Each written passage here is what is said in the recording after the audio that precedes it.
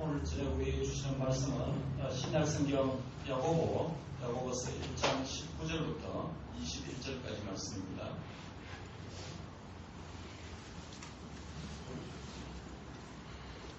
야고보서 1장 19절부터 21절까지 한 목소리로 다 같이 읽겠습니다. 야고보서 1장 19절부터 21절까지 한 목소리로 읽겠습니다. 시작. 내 사랑하는 형제들아, 너희가 알지니 사람마다 듣기는 속히 하고 말하기는 더디하며 성내기도 더디하라. 사람이 성내는 것이 하나님의 의를 이루지 못함이라.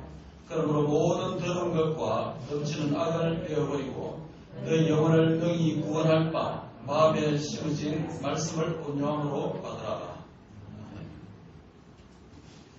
지난 시간에 우리가 유혹으로서 시험을 만날 때 어떻게 해야 되는가에 대해서 세 가지로 말씀드린 적이 있습니다. 세 가지 무엇이었습니까? 첫째는 시험의 출제자가 누구인지 기억하라라는 것입니다. 시험의 출제자가 누구인지 기억하라라는 것이었습니다. 시험의 출제자가 누구였습니까? 시험과 관련된 성부 하나님은 어떤 분입니까? 하나님은 유혹으로서의 그러한 시험을 하지 않고 테스트는 하시지만 유혹으로서의 시험을 하시지 않고 시험을 받으시는 분도 아니라고 했습니다. 설사 마귀가 유혹의 시험을 할 때에도 하나님은 우리의 믿음의 연단을 위해서 하나님의 주권 안에서 그러한 시험조차도 허용하시는 분이다 라고 말씀을 드렸습니다. 시험과 관련된 성자 예수님은 어떤 분입니까? 예수님은 우리가 당한 모든 시험을 능히 담당하시고 또 그 시험을 능히 이기시는 분이시다 라고 말씀을 드렸습니다. 마지막으로 시험과 관련된 성령 하나님은 어떤 분입니까? 성령님은 유혹의 시험을 만날 때에 연약한 우리를 도우시는 분이시다 라고 말씀을 드렸습니다. 삼위 하나님의 관점에서, 삼위론적인 관점에서 이 시험의 출제자가 누구인지 말씀드렸습니다. 넓은 의미로 말하면 시험은 삼위 하나님의 주권 안에서 일어나기 때문에 시험의 출제자는 삼위 하나님이다 라고 포괄적으로 말씀드릴 수가 있겠습니다. 즉 시험의 출제자가 누구인지 기억하라 라는 것이 첫 번째 말씀드렸고, 두 번째는 우리가 시험을 만날 때 마귀의 거짓과 나 자신의 무지함에 속지 말라는 것을 말씀드렸습니다.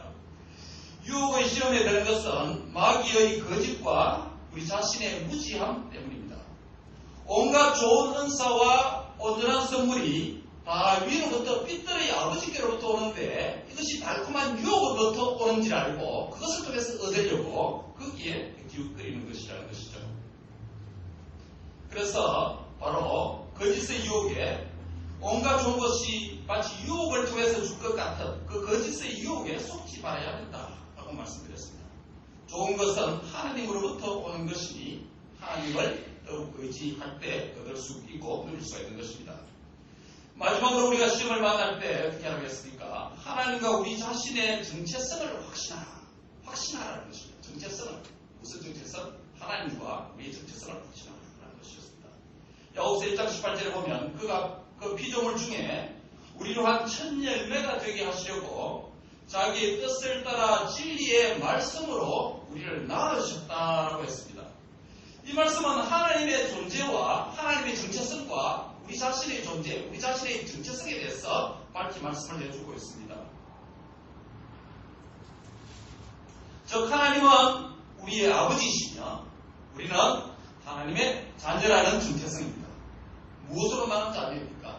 진리의 말씀으로 낳으셨다라고 했습니다. 진리의 말씀으로 낳았다는 것이 무슨 의미입니까? 진리의 말씀을 믿음으로 말미암아 구원받아서 거듭나게 해서 하나님의 자녀가 되었다는 얘기입니다. 이러한 자기 자녀에게 하나님은 각양 좋은 은사와 온전한 선물은 유혹의 시험을 통해서 주시는 것이 아니라 사랑하는 자녀이기 때문에, 자기가 낳은 자녀이기 때문에 가장 좋은 것을 가장 적당한 때에 사랑하는 자녀들에게 아버지께서 은혜의 선물로 주신다는 것입니다. 그래서 하나님과 우리의 정체성이 무엇인지 확신할 때 미혹되지 않는다고 말씀을 드렸습니다. 유혹을 만날 때 그 유혹에 승리하기 위해서 기억하라. 시험의 출제자가 무지 기억하라. 속지 마라. 마귀의 거짓과 우리 자신의 무지 안에 속지 마라. 세 번째, 확신하라. 하나님과 우리의 정체성을 확신하라는 것입니다. 오늘 본문은 말씀의 자녀된 진리의 말씀으로 낳음받은 말씀의 자녀된 우리가 어떻게 말씀을 받아야 되는지 말씀을 하고 있습니다. 주보에 보면 우리 교회 표가 말씀으로 변화되는 교회입니다. 말씀으로 변화되는 교회라는 표 안에서 이 교회에 출석하고 있는 신앙생활하는 우리가 말씀의 진리의 말씀으로 낳음받은 말씀의 자녀로서 우리가 어떻게 말씀을 받아야 되는가 그래서 말씀드리려고 합니다. 말씀의 자녀는 말씀대로 살아야 합니다. 말씀은 말씀의 자녀를 위한 생명과 성화의 길이며 방편입니다. 그렇다면 이렇게 중요한 하나님의 말씀을 말씀의 자녀가 된 우리가 어떻게 그 말씀을 받아야 하는 것입니까? 오늘 본문 중심으로 말씀의 자녀의 말씀 받는 자세에 대해서 상고하고자 합니다. 말씀의 자녀된 우리는 어떻게 말씀을 받아야 합니까? 오늘 저는 4가지로 말씀드리려고 합니다. 첫 번째로 말씀의 자녀는 말씀 듣는 것에 신속해야 합니다. 한번 따라하겠습니다. 말씀의 자녀는 말씀 듣는 것에 신속해야 합니다. 본문 19절의 말씀 보면 말씀을 듣는 것에 속히 하라라고 말씀합니다. 여기서 듣는 것의 목적어가 생략되어 있는데 그것은 말씀을 가리킵니다. 여기서 말씀 듣는 것은 넓은 의미로는 우선 1차적으로는 귀로 듣는 것을 의미하고 더 나아가서는 그 말씀을 행하고 순종하는 것까지 의미합니다. 그러나 좁은 의미로는 1차적으로 말씀 귀로로서 그 말씀을 듣는 행위를 의미합니다. 여기서는 말씀을 듣는 1차적 행위로 보는 것이 좀 더 합리적입니다. 왜냐하면 뒤에 22절, 23절 넘어가면 말씀에 행하는 것에 대해서 나오기 때문에 1차적으로 그 행하기 위해서는 먼저 듣는 것에 대해서 말씀하는 것으로 보는 것이 합리적 해석입니다. 그리고 말하기는 더디하라라고 19절에 그렇게 말합니다. 말씀의 자녀는 자신의 계획과 소원과 허탄한 자랑을 임의로 말하는 자가 아닙니다. 뒷부분에 야고보서 뒷부분에 3장이나 또 4장에 넘어가면 내가 어디에 가서 무엇을 하리라 그러니까 자기 계획을 허탄한 자랑을 하지 말라고 말했죠. 그것을 포함하는 것입니다. 자신의 말을 하는 것이 아니라 말씀의 자녀는 하나님의 뜻을 담고 있는 하나님의 말씀을 먼저 듣는 자가 되어야 합니다. 말씀을 듣는 것을 자기 말하는 것보다 그 중요성이 더 강조되고 있습니다. 말씀을 듣는 것에 신속하다는 것은 단순히 신속성, 시간적 속도, 의미 그 이상의 것을 의미합니다. 말씀을 듣는 삶을 우리의 삶의 중심에 놓아야 한다는 것입니다. 말씀을 우리 삶의 첫 자리에 놓아야 됩니다. 말씀이 우리의 생각과 판단과 행위를 주관할 수 있도록, 주도할 수 있도록 해야 합니다. 말씀이 우리의 진정한 주인이 될 수 있도록 말씀을 삶의 우선순위와 중심과 첫 자리에 놓으시기를 바랍니다. 이것은 그리스도인의 가장 중요한 기본기 중에 기본기입니다. 듣는 것에 속히 하라는 말씀은 말씀 사랑의 삶을 속도와 시간의 개념으로 설명하는 것입니다. 말씀 앞으로 신속하게 나아가라고 하는 것입니다. 무엇 때문입니까? 들은 말씀이 있을 때 그 말씀이 마음에 심겨진 말씀이 될 수 있고 마음에 심겨진 말씀이 있을 때에 그 말씀이 사람의 영혼을 능히 원한다라고 21절에 그 이유를 설명하고 있습니다. 영혼의 잘됨, 영혼의 복지, 영혼의 웰빙은 영혼의 양식인 말씀 외에는 대안이 없습니다. 잠언 15장 32절에 대하면 훈계의 말씀을 받기를 싫어하는 것은 자기 영혼을 경히 여기는 것이다 라고 말씀합니다. 영혼의 복지를 귀중하게 여기는 자는 결국 말씀을 귀중하게 여기는 자입니다.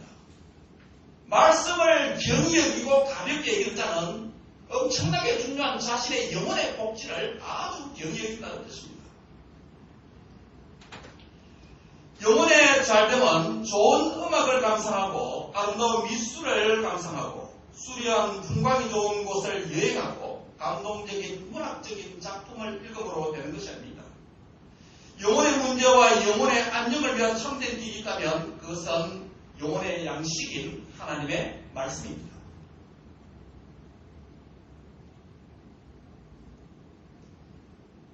영혼의 양식이 우리의 영혼을 장되게 하고 영혼의 웰빙을 가져다 주고 이 말씀은 우리를 모든 죄악의 유혹으로부터 구원하게 하는 것입니다.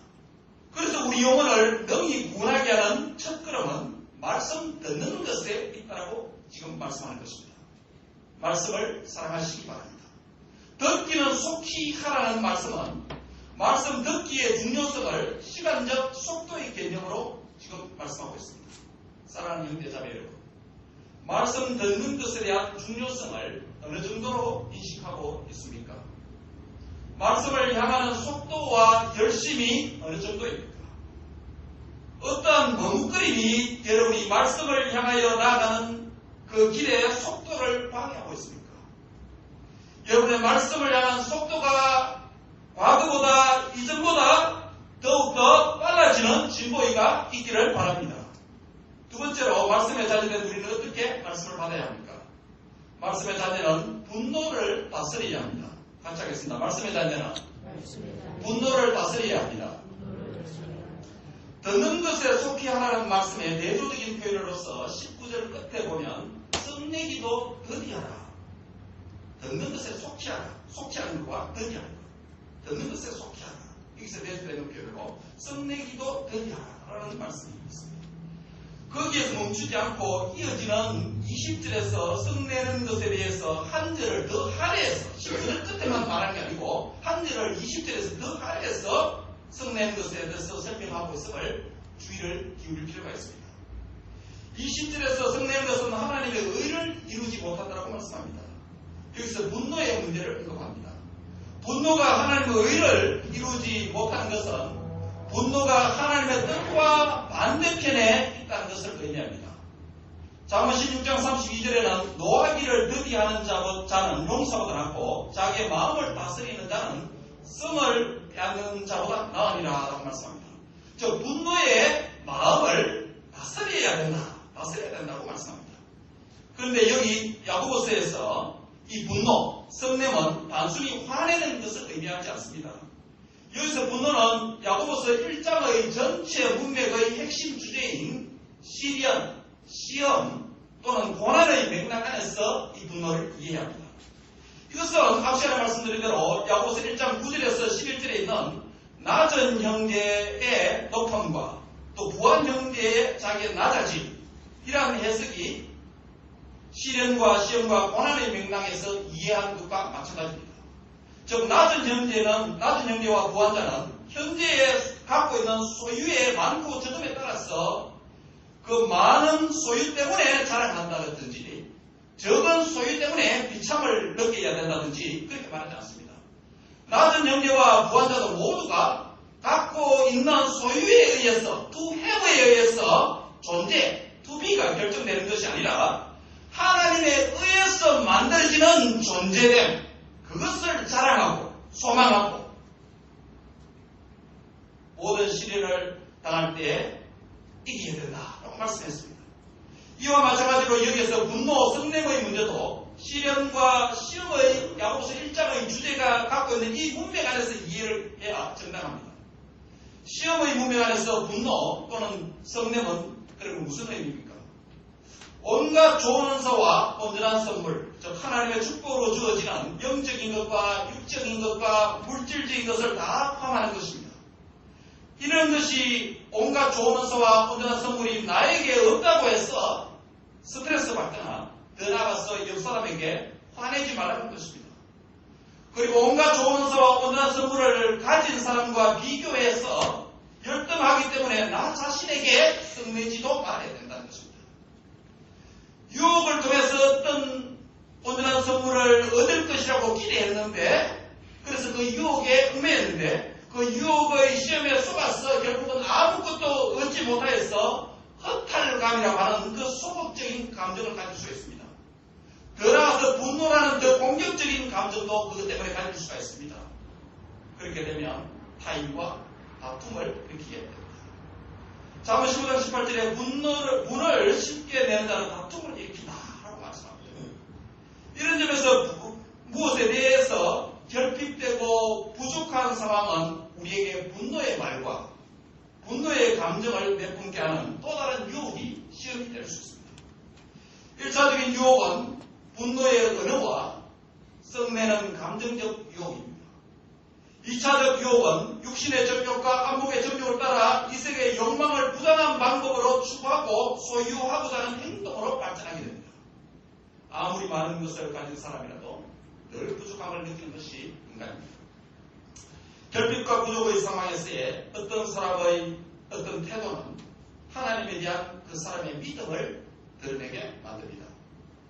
결핍과 부족의 상황에서도 자족하고 감사하는 자세는 하나님의 주권을 믿고 인정하는 것입니다.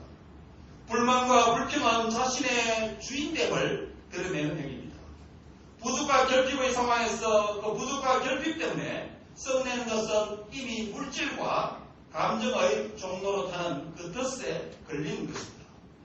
결국 분냄, 썩냄, 분노는 무엇에 대한 소유 자체에 대한 욕망이며 감정이라고 할 수 있습니다. 분노는 하나님과의 관계 안에 있는 하나님에게 소속되어 있는 나의 존재됨을 드러내는 것이 아니라 욕망과 유혹에 소속되어 있는 나의 존재됨을 드러내는 것입니다. 이러한 욕망은 하나님의 자신에 대한 갈급하고 사모하는 하나님의 의를 이루는 것을 결정적으로 방해합니다. 그래서 결핍과 부족함에 대한 유혹에 무너져서 썩내는 것은 하나님의 의를 이루지 못한다라고 말씀을 하고 있는 것입니다. 결국 요약해서 말씀드리면 분노는 시험, 시련, 유혹을 견디거나 이기지 못할 때 옵니다. 자기 욕심에 끌려 미혹될 때 시험에 들고 분노를 표출합니다. 시험은 참는 자가 될 때 복되다라고 했습니다. 시험을 참으면 인내라는 열매를 거둡니다. 이것은 수양의 결과로 얻어지는 도덕적 가치 덕목이 아니라 시험에서 참는 것은 십자가에서 참으신 주를 담는 것이 됩니다. 즉 인내는 주님의 성품들 중에 하나입니다. 시험을 참은 결과인 인내라는 열매를 맺을 때 시험을 허용하신 하나님의 뜻과 의를 이룰 수가 있습니다. 시험을 참고 통과하는 과정을 매우 힘들 수 있습니다. 비록 하나님께서 감당할 시험만 허락하시고 시험 당할 점에 피할 길도 내시지만 우리는 시험에 종종 무너지고 실패합니다. 시험에 이기면 인내라는 주님의 성품을 내 안에 온전히 이루어갈 수 있습니다. 하지만 시험에 지면 인내라는 열매를 향하여 가는 과정에서 떨어진 풋과일을 맺을 수밖에 없습니다. 분노는 바로 시험을 통해서 인내라는 성숙한 열매를 맺기 전에 떨어진 풋과일 또는 풋열매와 같습니다. 여기서 풋과일인 분노, 썩냄은 다양한 형태로 표출됩니다. 먼저 언어의 형태로 분노가 표출되기도 합니다. 행동의 형태로 분노가 나타나기도 합니다. 감정의 형태로 분노가 노출될 수도 있습니다.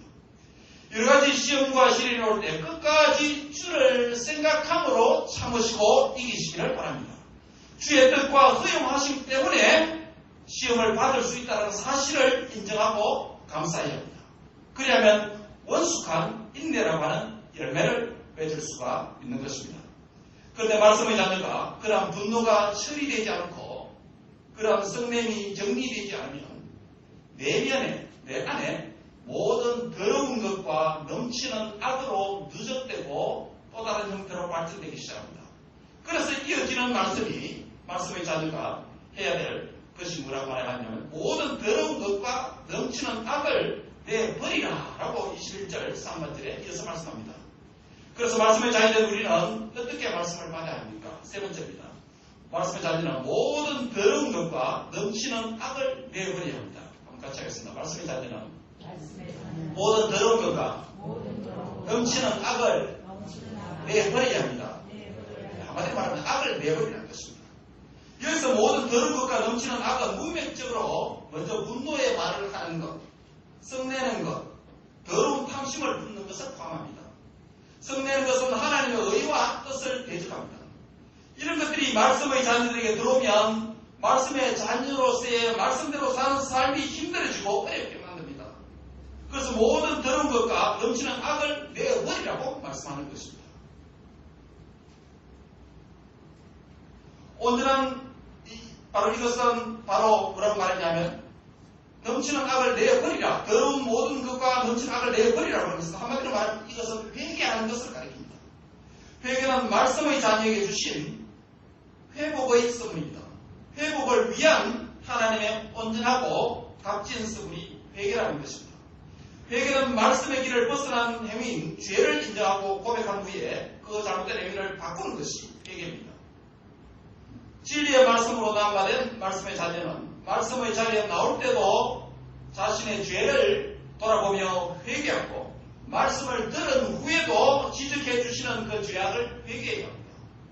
말씀이 내 안에 들어올 때 모든 더러운 것과 넘치는 악을 죄악으로 볼 수 있도록 만들어 주시기 때문입니다. 말씀이 들어와서 내 안에 조명해 주실 때 비로소 내 속에 있는 죄악을 구체적으로 발견하고 깨닫게 됩니다. 좌우의 날선 검과 같은 말씀은 우리의 마음과 삶을 찔러 쪼개고 외과적 수술을 하십니다. 결국 진리의 말씀이 말씀의 자녀들에게 들어오면 비진리와 거짓에 치우친 모든 죄악의 삶을 토해내고 내버리게 되는 것입니다. 이것이 회개입니다. 이런 점에서 말씀은 내면을 밝히는 거울과 같고 죄를 도려내는 칼과 같습니다. 말씀 앞에서 말씀을 통하여 우리의 내면과 삶을 살피는 기회가 많기를 바랍니다. 좌우의 날선 검과 같은 말씀의 칼이 우리 안에 있는 모든 더러운 것과 넘치는 악을 도려내는 회개의 은혜가 풍성하게 있기를 바랍니다. 우리는 지금까지 말씀의 자녀가 어떻게 살아야 할지 세 가지를 말씀드렸습니다. 무엇입니까? 말씀 듣는 것에 신속하라. 분노를 다스리라. 모든 더러운 것과 넘치는 악을 내버리라 라는 것을 말씀했습니다. 이 세 가지는 결국 무엇을 위한 것입니까? 말씀의 자녀가 이 세 가지를 염두에 두어야 되는 마지막 목표가 있기 때문입니다. 그것이 무엇입니까? 말씀을 온유함으로 받기 위한 것입니다. 그래서 마지막에 설교의 마지막 페이지가 이것입니다. 말씀의 자녀는 어떻게 말씀을 받아야 합니까? 말씀의 자녀는 말씀을 온유함으로 받아야 합니다. 같이 하겠습니다. 말씀의 자녀는 말씀을 온유함으로 받아야 합니다. 21절에서 말씀을 온유함으로 받아라고 고민합니다. 여기서 온유함이라는 것이 무슨 의미입니까? 이 단어는 19절과 20절에 언급된 하나님의 의를 이루지 못하는 썩냄과는 대조적인 표현입니다. 온유함은 이 썩냄과는 대조적인 표현입니다. 썩냄은 하나님의 의를 이루지 못하지만은 말씀에 대한 온유함의 태도는 말씀에 담긴 하나님의 의와 하나님의 뜻을 이루어냅니다. 이 온유함의 태도는 앞서 말씀드린 신속하게 들어야 하는 말씀, 분노를 다스리는 말씀, 모든 더러운 것과 넘치는 악을 내버리도록 하는 회개의 말씀을 어떻게 수용할지 그 자세에 대한 결론적 말씀이라고 할 수 있습니다. 이것은 말씀을 받는 우리의 마음밭의 상태가 어떻게 되어야 할지를 설명하는 것입니다. 우리 인간은 죄악을 향하여 발걸음이 매우 신속하고 빠릅니다. 돌아보지가 않습니다. 유혹이 한 걸립니다. 죄악을 향하여 달려가는 자입니다.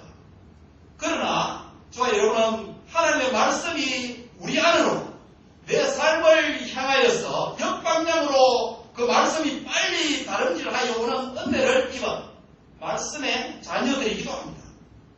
비록 나는 죄악을 향하여서 그 유혹을 따라서 발걸음이 빨리 나가고 신속하고 죄악을 향하여 다름질을 좋아하는 자일지라도 말씀이 역방향으로 내 안으로 세차게 다름질해오는 그 은혜 안에 살아가고 있는 자가 되었습니다. 이 두 다름질이 내 안에서 만나서 충돌하게 됩니다. 즉 말씀과 나의 죄성과 유혹이 충돌하게 되는 것입니다. 말씀이 내 안에서 승리하고 영광을 얻도록 말씀이 오는 길을 온유함으로 열어야 합니다. 말씀이 오는 길을 향하여 그 방향을 맞추고 정면으로 서서 부드러운 마음과 열린 자세로 영접해야 합니다. 말씀이 힘껏 다름질하여 내 안에 달려 들어올 수 있도록 말씀의 대로를 활짝 열어놓아야 합니다. 이것은 우리 마음이 부드럽고 열린 마음이 되어야 됨을 의미합니다. 이 마음이 하나님의 말씀을 온양으로 받을 수 있게 만들어줍니다. 그리할 때 내 안에서 말씀이 결실하며 내 안에서 말씀이 이기고 말씀이 승리하는 말씀이 영광을 얻게 되는 것입니다.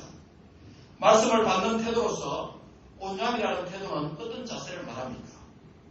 이것은 베레아 사람들의 말씀에 대한 태도에서 힌트를 얻을 수가 있습니다. 사도행전 17장 11절을 다 같이 한번 읽겠습니다. 사도행전 17장 11절입니다. 다 같이 한 목소리를 읽겠습니다. 사도행전 17장 11절입니다. 17장 11절 다 같이 읽습니다. 시작. 베레아에 있는 사람들은 데살로니가에 있는 사람들보다 더 너그러워서 간절한 마음으로 말씀을 받고 이것이 그러한가 하여 날마다 성경을 상고함으로. 여기 보면 베레아 사는 이 성도들의 말씀에 대한 태도 세 가지를 우리가 여기서 봅니다. 첫째는 무엇입니까? 너그러움입니다. 더 너그럽다. 옛날에는 신사적이다 이런 표현을 했습니다만 너그러움의 태도입니다. 첫 번째 태도는 너그러움의 태도입니다.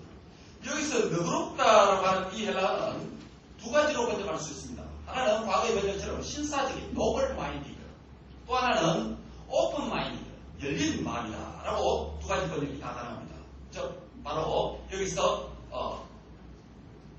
베레아 사람의 첫 번째 말씀의 태도는 너그러움의 태도다라는 것입니다. 신사적인 또는 열린 마음의 태도다. 두 번째 태도는 무엇입니까? 간절함의 태도입니다. 베레아 사람들은 간절한 마음으로 말씀을 받았습니다. 여기서 간절한 마음으로라는 태도는 무슨 의미냐면 그 말씀이 오면 내가 행할 준비가 된 마음의 상태로 말씀에 주의하고 집중하는 태도로 의미합니다. All readiness of mind. 말씀 딱 들으면 내가 행할 준비가 다 되어 있어요. readiness입니다. 또 하나는 with great eagerness. 간절함입니다. 아주 큰 간절함과 기대를 가지고 집중한다는 것이죠. 요약하는 것입니다. 간절함의 태도는 그 말씀을 들으면 행할 준비가 된 마음의 상태로 말씀에 주의하고 집중하는 태도를 의미합니다. 세 번째는 베레아 사람의 말씀에 대한 태도는 무엇입니까? 질문하는 태도입니다. 질문하는 태도.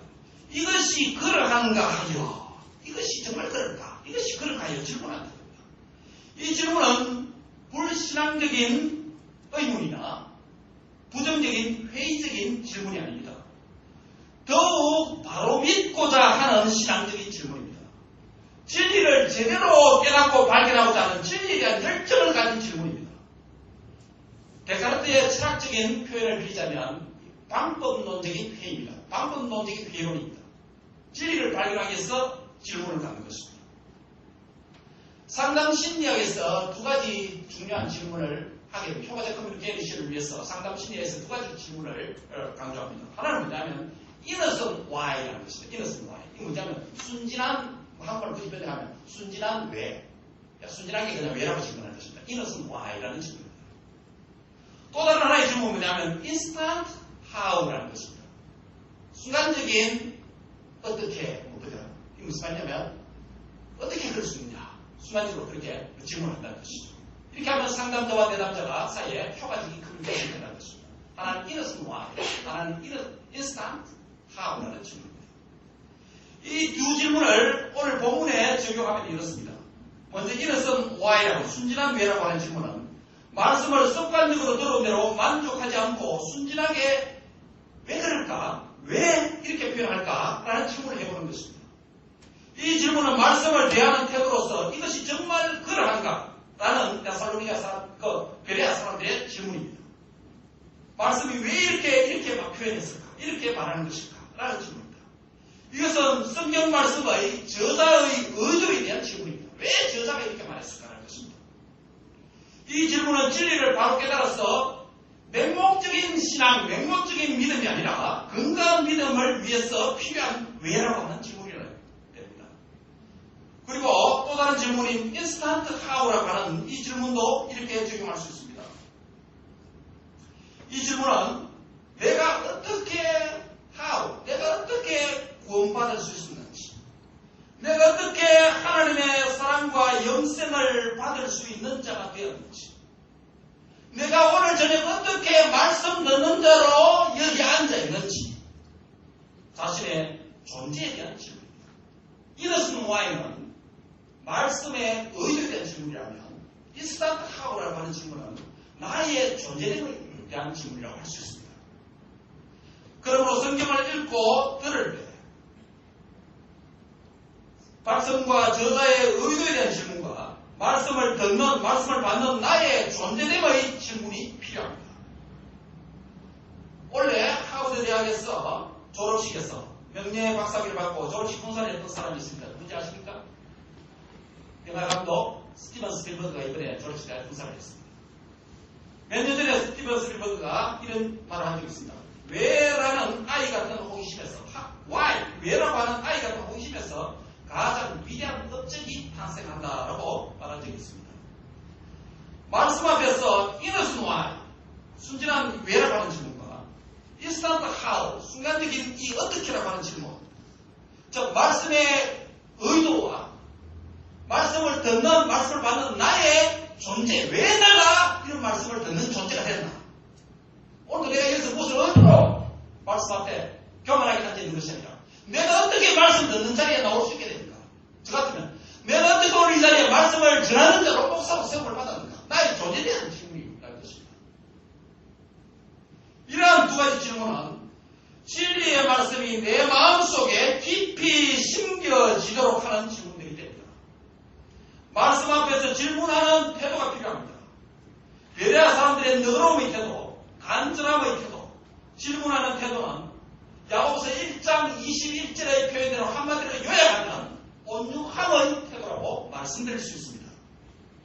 말씀에 대한 온유함의 태도가 있을 때 21절 표현대로 그 말씀이 내 마음의 비스기에 새겨지고 깊이 심겨진다고 말씀하는 것입니다.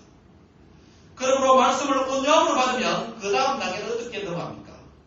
온유함으로 말씀을 받으면 말씀드린 대로 온유하게 받은 그 말씀은 우리 마음에 깊이 심겨지고 새겨집니다. 그렇다면 온유함으로 받은 그 말씀이 마음에 새겨지고 심겨지는 궁극적인 목표가 무엇입니까? 이건 다음 시간에 말할 겁니다. 말씀을 온유함으로 마음에 받아 심겨지고 새기는 궁극적인 목표는 바로 말씀을 믿고 그 말씀을 순종하는 것입니다. 22절, 23절에서 말씀합니다. 성경 읽기, 성경 공부, 큐티, 성경 듣기의 궁극적인 목표는 그 말씀에 대한 믿음과 그 말씀에 대한 순종입니다. 믿음과 순종을 위한 것입니다. 즉 제자도입니다. 바리새인과 사두개인의 누룩을 삼가라는 예수님의 말씀의 중요한 의미는 이 바리새인과 사두개인 두 그룹의 성경관과 성경관의 차이가 있지만 결국 이 두 그룹은 모두가 말씀에 대한 믿음과 실천이 없는 외식자들이기 때문입니다. 말씀을 온유함으로 받아 자발적으로 믿고 실천하는 자로 사시기를 바랍니다. 그러나 오늘 본문은 말씀을 어떻게 받아야 하는지에 대해서 말씀합니다. 뭐라고 했습니까? 말씀의 자유를 어떻게 말씀을 받아야 합니까? 말씀에 첫 번째 뭐라고 했습니까? 말씀 듣는 것에 신속해야 합니다. 두 번째는 무엇입니까? 분노를 다스려야 합니다. 세 번째는 무엇입니까? 모든 더러움과 악을 내버려야 합니다. 네 번째는 무엇입니까? 온유함으로 말씀을 받아야 합니다. 이 네 번째를 위해서 앞에 준비되는 길입니다. 말씀을 바로 믿고 바로 행하는 건강한 말씀의 자녀로 살기 위해서 먼저 말씀을 읽고 듣고 묵상하는 자리로 신속하게 달려가야 합니다. 우리가 말씀의 자리로 달려나갈 때 여러 장애물들이 있을 수 있습니다. 첫 번째 장애물은 내 밖에 있는 외부의 장애물들이 있을 수 있습니다. 그것은 바로 다른 사람에게 온갖 좋은 은사와 온전한 선물들이 있는데 나에게는 없는 것 때문에 분노가 있을 수 있습니다. 유혹을 따라갔는데 얻지 못하기 때문에 화가 날 수도 있습니다. 불평이 생길 수 있습니다. 이러한 분노와 불평은 하나님의 뜻과 의를 이루지 못하도록 하는 가로막는 장애물입니다. 분노의 말과 분노의 감정을 다스리고 조절해야 하는 것입니다. 그리고 말씀의 자리로 나갈 때 내 안에 있는 내면의 장애물도 있을 수 있습니다. 그것이 무엇입니까? 세 번째 말씀드리겠죠. 바로 앞에서 비춰진 내 안에 있는 모든 더러운 것과 넘치는 악입니다. 이런 것들을 토해내고 회개하는 것이 필요합니다. 이 모든 후에 마지막으로 말씀의 자리는 온유함으로 말씀을 받아라는 것입니다. 말씀 듣는 것에 신숙하지 못하고 분노를 다스리지 못하고 모든 더러운 것과 넘치는 악을 내버리지 못한 채 있으면 말씀을 온유함으로 받을 수가 없습니다. 말씀을 듣는 태도와 관련된 다른 세 가지는 결국 마지막 말씀을 온유함으로 받아들이면 세 가지 준비 단계들이라고 할 수 있습니다. 말씀을 온유함으로 받아들이는 것은 무엇을 얘기했죠? 말씀에 대한 온유함의 태도는 베레아 사람들이 가졌던 세 가지 태도를 포함한다고 했습니다. 즉, 너그러움의 태도, 신사 같은 열린 마음, 행할 준비가 되어 있는 말씀에 주의와 집중하는 간절함의 태도가 필요합니다. 그리고 말씀하시는 분의 의도와 말씀 듣는 나의 존재에 대해서 왜, 어떻게라고 하는 질문하는 태도입니다. 이 세 가지 베레아 사람들의 말씀에 대한 태도를 한마디로 요약하면 오늘 본문에서 온유함의 태도라고 말씀합니다. 말씀을 온유함으로 받고 환영하면 그 다음 단계는 들은 말씀이 내 마음에 깊이 심겨지고 새겨지게 되는 것입니다.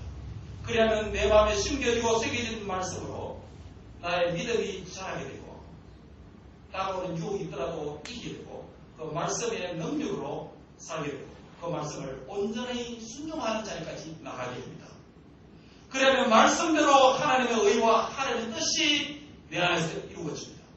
말씀이 위로부터 내려와서 내 삶을 통해서 다시 말씀의 영광이 위로 올라가게 됩니다. 말씀의 영광은 위에서부터 내려옵니다. 그 말씀이 내 삶을 통해서 살아가는 삶을 통해서 승리하고 순종하는 삶을 통해서 이 영광을 다시금 말씀 주신 분께 올려드리는 것이 말씀의 잔디의 라이프 스타일입니다.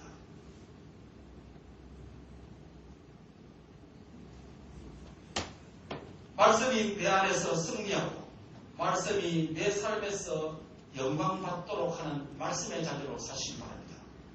말씀의 자녀된 성도 여러분, 말씀의 온유한 자가 되어서 하나님의 말씀이 나를 이기고 하나님의 말씀이 나의 유혹을 이기고 하나님의 말씀이 세상을 이기고 하나님의 말씀이 모든 유혹의 시험과 마귀를 이겼어 승리하여 하나님 앞에 영원 돌리는 말씀의 자녀로 남은 삶을 사는 복된 자들이 다 되시기를 주의 이름으로 축원합니다.